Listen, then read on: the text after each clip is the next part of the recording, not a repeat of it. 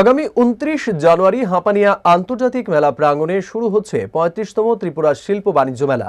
চূড়ান্ত প্রস্তুতি খতিয়ে দেখতে রবিবার মেলা প্রাঙ্গণে যান শিল্পমন্ত্রী শান্তনা চাকমা এবং শিল্প নিগমের চেয়ারম্যান নবাদল বণিক সহ অন্য আধিকারিকরা।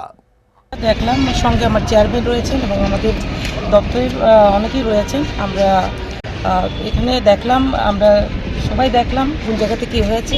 আশা করি আমাদের মেলা প্রাঙ্গণে অতি দ্রুত আমাদের যে কাজ সম্পন্ন হয়ে যাবে।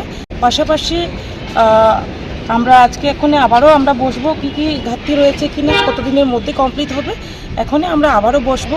তো একটাই লক্ষ্য যে আমাদের মেলাকে সাকসেস করতে হবে যেভাবেই হোক, এবং আমরা চাইব সকলের সহযোগিতা।